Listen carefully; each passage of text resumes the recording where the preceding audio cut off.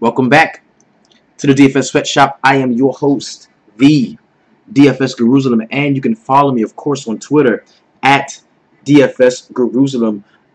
Today, we're going to be talking a little bit about what happened yesterday. I'm going to be real with you. At a certain point in the day, I was like, yes, I'm going to win all the money tonight. Like, I really did. I had a Houston stack lit, Texas stack lit. I'm talking about it. I thought I was, I thought I was gonna rake. I really did.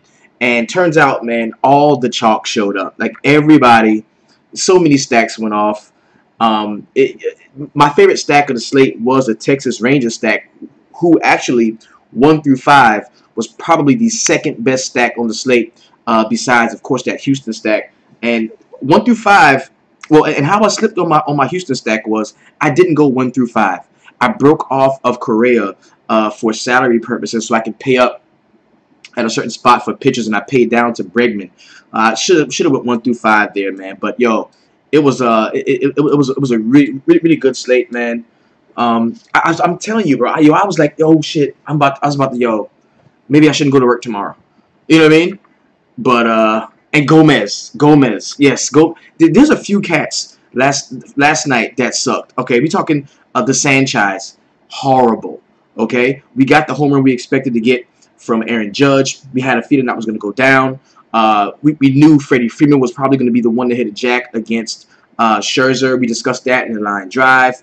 I mean, there was so many like no-brainer plays that we were on, and some of the cats that you would look to do well, man, just did not. I mean, did not. Horribly bad for a couple of other cats, man. So I do have to go to work tomorrow. Okay, I'm gonna go to work. Oh man, yeah, yo, Straley, nice. Yo, this is the crazy part, right? Something must have happened because usually when I score what I score in tournaments in the 20 entry max, it had to been some crazy shit, like because I saw there was a vote somewhere on Twitter. I'm gonna pull this back up, but there was a vote somewhere on Twitter where DraftKings was like, how should we do the next tournament, right? They were like, vote on our MLB Friday fan choice contest, and you pick the payout curve, the details, right? And everybody voted that 5K go to the first person and the top 30% win. And I think it might have been where it might have been where 10K goes to the top person and then 15% win. So you get more money if you actually cash. Maybe it was like that. I'm not sure, but I know it wasn't like this where the top 30% win. It had to been different, and I don't like it. I don't like it. Yo. So and another thing that kind of derailed my beautiful night was I just got too all over the place with pitching, man. I let what a lot of people have been talking about throughout the day put me on pitchers that I normally don't play. You know I hate to pay up for pitching. I ended up having some DeGrom. I had like one DeGrom. I had like 2 Scherzers. And the Scherzer wasn't bad, but man, we got those numbers from pitchers that we had been discussing in the line drive and also in yesterday's video when we were in the first class. Like, we got what we needed from a few of those guys, so we didn't have to pay up for pitching today. We really didn't. And we could have gotten the bats that we wanted. So, I mean, part of the reason why I didn't play the Houston stack 1 through 5 fully was because I wanted to pay up for a pitcher. I think that was one of the ones I might have had, like, DeGrom or Scherzer in. So, it was still a good one nonetheless, though. Still a good one nonetheless. Yeah, 22% normally cash in the 4-seamer. It had to have been something different that they did, man. And I sent out this tweet. Yeah, man. Yo, the cash line was higher than giraffe pussy, man. It was tall. The cash line was tall, bro. Oh, yeah. So we're taking a look at the graphic that I put out earlier, and I asked everybody in a Twitter poll. I do this, and I recap it at night, where I asked, who's going to be the gang stack of the night? Well, it ended up being the Houston Astros, followed by the Texas Rangers. But everybody, of course, was on the Yankees at home. That was disappointing. I think a lot had to do with the whole Montgomery thing. Well, not just Montgomery, but just the game. Halfway through the game, they had to stop. They had a stoppage in play. I think that kind of threw everybody off. But the Milwaukee bats came in killing it, and we talked about that. I implored you all, if you weren't going to be playing Montgomery, at least stack Milwaukee somewhere. And you saw the homie Aguilar go out, hit 2 jacks, 1 grand slam. That was nice. That was nice. I think that might have been my best lineup. So the Colorado Rockies were really good. I thought they weren't going to be as high owned as they were, but they were a fairly high owned stack, and the Diamondbacks were good. So all of these stacks, with the exception of the New York Yankees, were actually pretty good tonight. They're really good. So let's go ahead, man, take a look at what I had been doing tonight.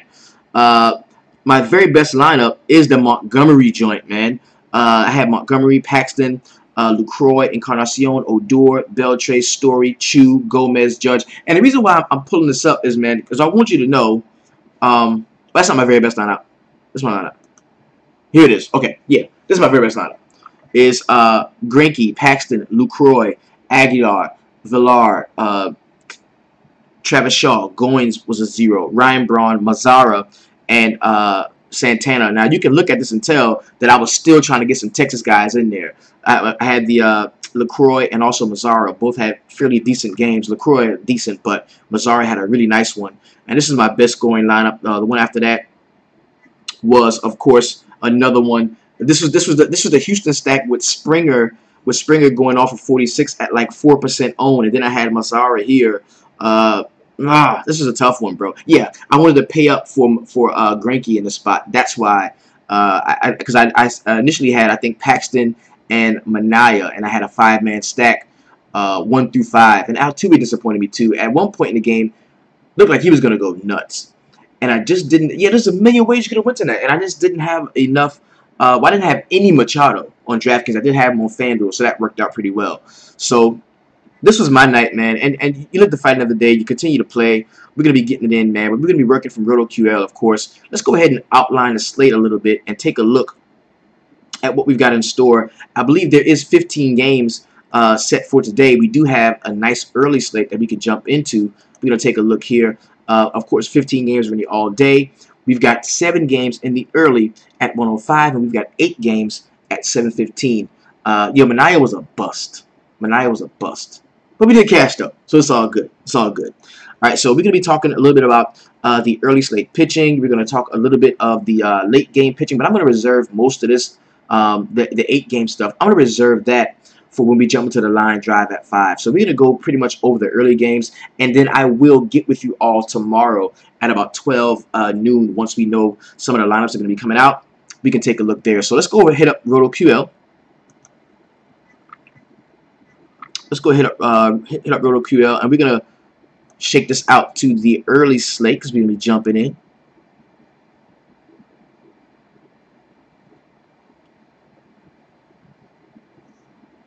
On DraftKings, of course. We're going to hit up the early slate, and then I'll get back with everyone to chop up the late slate in the line drive. Now, one thing I want you to know, you like the week slates better than the weekend slates? Yeah, I like the weekdays better. See, the more games, the more other people can get taken off of stuff. Because I like to still center my focus on just a few games. That's why I like the large slates. Because my focus is just going to be on a few stacks that I really like. So here we go, man. We've got, of course, 1, 2, 3, 4, 5, 6, 7, 8, 7 games on deck for the early. This is going to be a pretty good one. I think we can get into this. Like I said, I'm going to get back with you all at about noon tomorrow, where we can go in and hit up like a little line drive right before the slate starts. One thing I want you to notice is that the first game is at 105 and the last game is at 410. So it's very likely that we don't know what the batting order is going to be for these 4 games, for the San Diego, the Atlanta, Washington, the Mets, and St. Louis, and Boston, Tampa Bay. We might, but there's a chance that we might not. So we're going to have to deal with that as it comes. So it was tonight should have been great. It should have been great. Oh, it should have been great. But hey, it's all good, man. We live to fight another day. So let's go ahead and get into it, man. First game we've got on the slate is going to be the Milwaukee Brewers and my New York Yankees, who disappointed me again. The Sanchez. What the hell is wrong with this dude, man? We've got Brett Suter at 5K and Luis Severino at 11.5. Let's take a look here because I want to make sure we have the correct pitching in terms of game by game. So make sure we have the correct pitching. Yeah, Severino, Brent Suter here. You know, the Yankees have got to play well at some point. I love the fact that you're going to see a lot of lefty-righty matchups in this spot. I'm not going to be touching Suter at all. I definitely think that Luis Severino could be in play in this spot. But can the Milwaukee Brewers continue to do what they're doing? Because they are raking, bro. The Brewers they're going nuts right now, and it's not even fair. The K rate is still up at 25.4%. The ISO 221. WOBA is scary. This is just a tough team. This is a very tough team to play against. Very tough team to play pitching against. But I think because it's a shorter slate and you've got to find pitching somewhere at 11.5, we could see a solid game here from Severino. I would not lock him in. I'm going to look at the rest of the slate before I make that determination. But I am going to put him on watch, talking about Severino here. And definitely, he's a guy at 11.5. You're going to need damn near 30 DraftKings points from him, and he does have that capability. But look what happens against really hot teams like Houston. Hit him up 7.4. The Angels 7.5. Oakland 12.7. He hasn't had a 40-point game so far this year, and 11.5, man, that is tough. That is tough, man. That's going to be tough to get to. So Severino is a guy that we're going to have to look a little bit closely to tomorrow once the actual batting orders come out. But right now, I mean, I can look at this being pretty much more towards the Yankees bats just because Brent Suter sucks. So the next game we got is another matchup with the Houston Astros and the Toronto Blue Jays. We got Marcus Stroman at 8.2, Mike Fiers 7.5. This is going to be a very different game from the one that we saw yesterday, okay? Because Marcus Stroman is a guy that's an extreme ground ball pitcher, man. 8.45 against the Yankees last time, 33 against Baltimore. Everybody balls out against Baltimore. Hasn't seen Houston yet this season, but I can tell you, this is a guy that's going to be tough. It's going to be tough to get the ball in the air against. He's a guy that can really keep the ball on the ground. At 8.2, do I want to run him out there against the Houston Astros? Maybe. Maybe, because I know people are going to want to stack up the Astros again, and you don't have to. You really don't have to let everybody else do it. Let everybody else chase those points. A team puts up 12 runs. Let everybody else chase them. You don't always have to chase that, okay? And you got Mike Fiers at 7.5.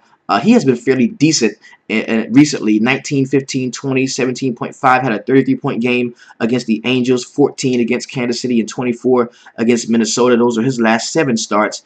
And against the Blue Jays, man, who have been stinking up the joint recently, bro, I think he's a guy you can play. I think Mike Fiers is definitely in play. The Blue Jays do not strike out a ton. They're league average, 15th in the league, with a 22.2% K rate. The ISO is way down, 136, and also 302 is the WOBA. So this is definitely, Brad says they're completely lifeless. I agree. They're completely lifeless. And he also had a comment about Suter pitching well in his last start at 5K. 30 points against Baltimore. Everybody does that against Baltimore at some point. But against the St. Louis Cardinals, 4.9. So not a guy that I can get to in this spot. But definitely a contrarian play that if you like, I'm playing. So Mike Fiers is going to be a guy that I'm definitely going to put on my watch list just because the Toronto Blue Jays have been so bad. The hapless Blue Jays, I like to call them now. Take a look at the park factors here. We know that this is actually one of the better parks for hitters in the Rogers Center. It's a plus 112. That means for every 100 runs scored around the league, you're going to get 105 here. And for every 100 home runs that were hit around the league in other parks, you're going to get 120 home runs in this spot. So do roster any pitching in this game with caution. But at the same time, man, I definitely think that Mike Fiers is a guy you can play. Check out the homie. Had a nice finish, man. Shout out to the sweatshop, man. Check this dude out, man. This is my dude right here. All right, so we got the homie J Lo rocking the logo, repping the logo inside of the 15K base hit single entry. Goes out and keeps it 200 like I asked y'all to do every day. Well, the homie goes out and keeps it 200 and puts 750 in the bag, man. I like that, man. Next time you're going to take that bit down. Word. Appreciate the logo and the love, man. That's a dude, very solid cat, man. Love to see him win. So, like I said, Mike Fiers, definitely a guy that he can get behind. I think that he's going to get run support, so to speak, from the Houston Astros, where Marcus Stroman probably will not. So that's why I like Fiers. Plus, he's cheaper, 7.5. We can definitely rock with that. Next game, we got is going to be the Baltimore Orioles and the Minnesota Twins. We've got Wade Miley and Alberto Mejia, which means this is a game stack. I don't want to play either pitcher in this spot. I think the Baltimore Orioles, the bats have woken up just a touch, just enough yesterday or last night, so that we can take advantage of them against a pitcher that is fairly subpar. Mejia in his last couple of starts I don't think he's been horrible, actually. Let's take a look. Pull him up.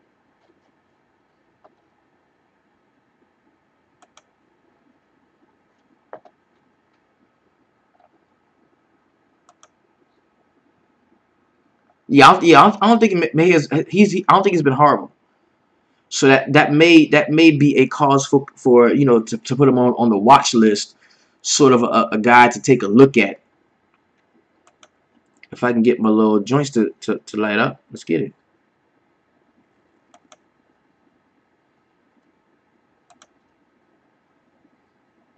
Just make sure these are the correct pictures here on the slate.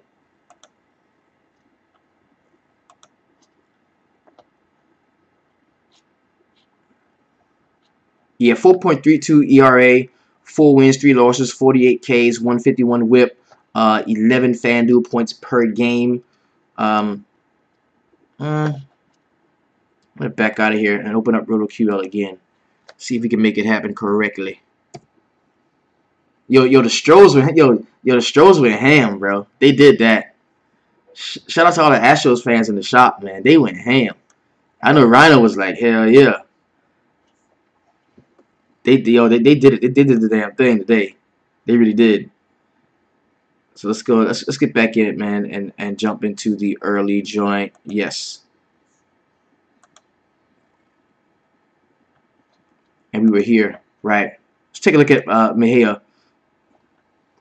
17, 18, and 19 in his last 3 starts against the Angels, the Boston Red Sox, and the Cleveland Indians. Solid competition to say he's been able to score that. So maybe, yeah, Mejia may be a guy that we can take a look at. There is no over-under yet for this spot. We don't know the projected runs yet, but we're going to be going over that, of course, inside the line drive. Wade Miley, of course, one of the more attackable pitchers on the slate. We're taking a look at what he's been doing over his last few starts. -12 against Milwaukee. Remember, they hit him up. He got run up out of there quick. They were in Milwaukee and they ran him up out of there. Then you've got 9.2 against Toronto, 3.2 against Cleveland. Hasn't been good at all. Wade Miley definitely attackable. We did see sort of an awakening of sorts yesterday for the Minnesota Bats. They did kind of get it done. That's another stack that I did like. We're gonna be looking at Minnesota in the target center. It should be target field, excuse me. Yeah, this is a pitcher's park too. It's a pitcher spot. So we definitely think that maybe Mejia could be a guy that we could look at in a pitcher's park like target field. That could definitely be we can definitely consider that. Yeah, we can consider that. Lefty righty matchup is the only thing that's gonna bother me though. The only thing that's gonna bother me. Next game we got is the San Diego Padres and the Philadelphia Phillies. Lock him in. Aaron Nola. Lock him in. Aaron Nola. My favorite play. He should be the most highly owned cat on the slate, without a doubt. Nola, 9.9. Lock him in. I hate to go 100% anybody, so I probably won't. But I'll probably be 80 to 90% Nola. In 10 lineups, I'm going to put him in 9. Nola is it. 9.9, still a fair price for him. 32, 28, 30 in his last 3 starts. All decent competition. St. Louis, Seattle, and of course Pittsburgh. Give me some of that Nola, baby. And the reason why, let's take it to park factors too for Philadelphia. I believe this is a hitter spot, you know what I'm saying? Citizens Bank Park, 109 and park factor plus 109. You're going to get 101 runs here for every 100 runs produced around the league, and 117 home runs here for every 100 around the league. And not only do I like Nola in this spot, I also am gonna like some of the Philadelphia bats against Julius Chastain. 7.7. He has been decent in a few starts. Look at the last 5, like 21, 14, 15, 20, 24. So I think pitching could go both ways. I think pitching could go both ways in this spot because I don't fear the Philadelphia offense. But I think just because I like Nola so much, I would much rather roster Philadelphia cats before I take San Diego guys. So I'm gonna open it up a little bit and take a look at what they've been doing recently. Speaking of the Philadelphia Phillies, they are 24.6% K rate, 131 ISO, 286 WOBA. That is bad. Also on the other side, San Diego Padres, second in the league in K rate, 28.8%, 132 ISO, 289 WOBA. Both of these offenses are attackable with the pitching in the spot, but me, I would lean the coverage more towards Nola. And if you want to be contrarian and not play Nola in a matchup where both teams strike out a ton, and you want to, get a discount and not play Nola but play Chastain, I think you can do that too. I really do. I mean, I don't see Nola going out and pitching a complete game shutout, so I'm not going to say that he is a guy who is a must play on the slate. I mean, you could get away with playing Chasing too. This could be like a 2-1 game. One thing I don't see the game doing is scoring 8 runs. I don't see that at all. 13 mile per hour wind is going out toward short right field. Of course you like Nola. Christopher Marie, you're smart. Of course you like him. 0% chance of rain, 86 degrees here, 50% humidity. We also got a 65 dew point. So, I like Nola, and I think Chasing is playable as well. Next game we got is going to be the Atlanta Braves and the Washington Nationals. I like this because you're going to get Steven Strasburg here at 12.5, a guy who I love to say is not Scherzer. And I'm not paying for him. I'm not playing Steven Strasburg against Atlanta on the road. I'm not doing it. I'm not doing it. The same way I didn't want to play Scherzer yesterday. I'm not. He's not Scherzer, bro. I'm not doing it. And with Freddie Freeman back, just hit a jack. Nah, I'm not doing it. Actually, I'm gonna attack him. I'm gonna play some Braves proudly tomorrow. I'm not playing Strasburg at all. If he goes out and he has a 47-point game again, then that's the eggs on my face. But I'm not playing him. I'm not playing Strasburg. He's not a 12.5K pitcher on any slate. I do not care. I'm not paying for that dude. Julio Teheran, not a guy that I like either. I'm gonna love some of the Nationals bats and some of the Atlanta bats here. I'm not just gonna stop at Freeman, bro. I'm gonna play and I was gonna get into that. Lafayette Payne brought that up, that the BVP is strong. Let's say like on some Yoda shit. Strong the BVP there is. You know what I'm saying? On some Yoda shit. The BVP is strong against Strasburg here. So I'm gonna love these cats. Definitely. I'm good. 8.5 run total. I think this game could easily exceed that. And I think it's gonna be one of those derby style games where both teams run it up. I really do. I think that. I think it's gonna be a game where both of them run it up. Not enough Ks and ATL lineup to pay 12.5 for Strauss. I agree with the homie Jeremy Ladd most assuredly. Take a look at the park factors associated with Nationals Park. It is going to be close to a very neutral site here. For 100 runs around the league, you're going to get 100 here. For every 100 home runs hit, you're going to get 95. So, there it is. There it is. Let's get it. Stacking ATL, baby. So, the next game we got is going to be the New York Mets and the St. Louis Cardinals. Rafael Montero at 6.2 and Adam Wainwright at 7.6. Yo, Wainwright was like fool's gold the last start out. Like, he started out smoking. Like, he was going hammer. And then all of a sudden, like, he just started to give up a ton of runs. And I was like, yo, what the fuck? Now, before that, against Arizona, when they were on the road, in Arizona, he balled out. Against Pittsburgh at home, great game. Got hit up against Baltimore for negative 17.65. I like the fact that the price is going to be fairly low on him here. But what I don't like is the lefty-righty matchup. And if we get cats like Michael Conforto back, if you get that strong left-handed lineup where it's Conforto, it's Cabrera, you got Cespedes, the righty matchup. You got Jay Bruce, you got Duda, Granderson. If you get this, then I definitely think that a team like the Mets, who hit way better on the road, even in Busch Stadium, which is an extreme pitcher's park, I think you can take a shot at them. I really do. And you also look at what the St. Louis Cardinals have been doing recently. They're a team that does not strike out a lot, 13th in the league, 22.5% K rate. The ISO at 146 is pretty down. The WOBA is decent at 323. Taking a look at the Mets here, they're going to be a little bit more disciplined at the plate. Actually, they strike out second least in the league, 17.1%, 241 ISO, bro. 364 WOBA. This is over the last 14 days. Yo, the Mets are going to be one of my favorite stacks on the slate against Wainwright. I am playing the shit out of the Mets. I love them. I'm going to be all over that, most certainly. I'm going to be all over that. And, yo, especially once the batting order comes out and I see them 4 lefties in the top of that 5-man rotation. Oh, talk to me now. I'm going in. I'm going in. Rafael Montero at 6.2.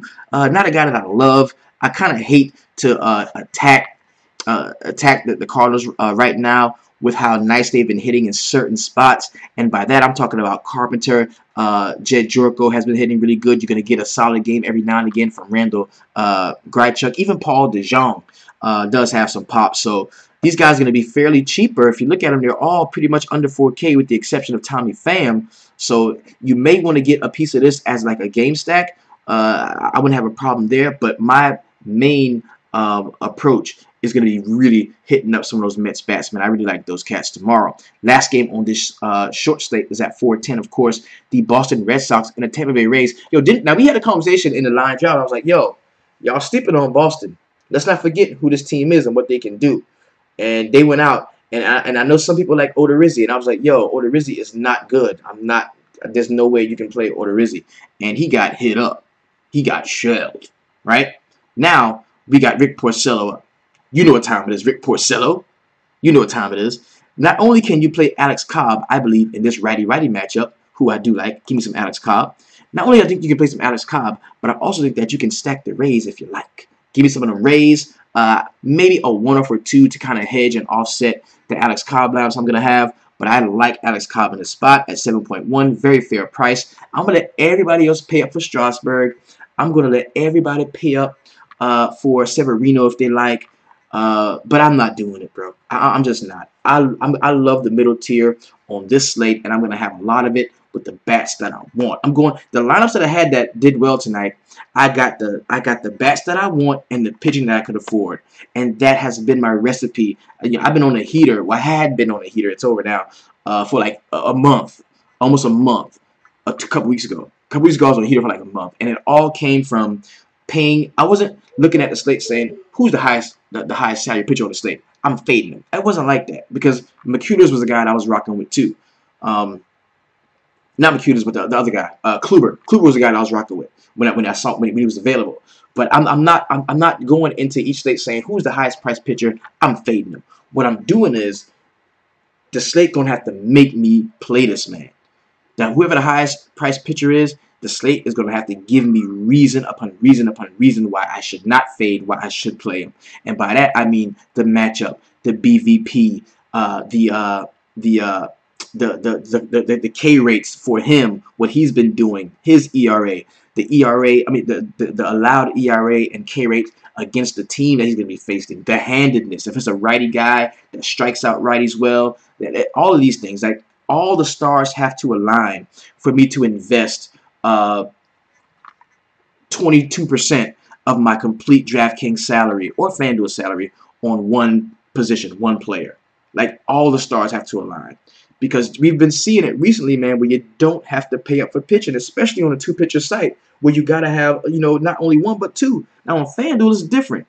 On FanDuel it's different because you only get one shot and one kill for your pitching. So don't get me wrong there. And the homie Q-Dub does do a great job at breaking that down for all the new guys that enter the sweatshop. So if you come in and new, holler at Q-Dub, man. Quinn Williams, he always talks about it. Jeremy Last guy, you can look at that talks about it a lot. So that rant is over.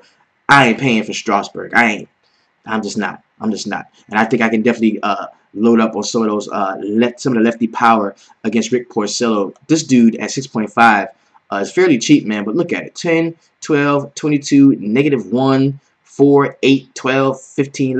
Bad. And I think he's gonna get knocked around the yard, most certainly. So this is the 7-game slate that we're gonna be rocking with. Yo, tomorrow or later on today, about 12 o'clock noon, I'm going to get with you all in the sweatshop. We're going to do like a line drive, kind of break this stuff down. If you want to be involved in that, it's very simple. Go hit up the website at www.dfssweatshop.com. That is where you will be allowed into the very best Facebook group online, the very best DFS crew out, and we can help you to get to the cash line. So meet me here, all the homies, man. Meet me here at noon, and we're going to be breaking this stuff down, man. I've got some early appointments at the barbershop. I'm going to hightail it back over to the crib, man, get to the office, and we're going to chop it up. So let's go over the pitching one more time, just to give you the guys that I like the most, the guys that are going to be in most of my lineups, and then we can exit stage left. and keep it 300. As soon as this thing loads. And the part factor for that last game, because yeah, that is a pitcher's part. The Tampa Bay is actually a pitcher's part. Yeah.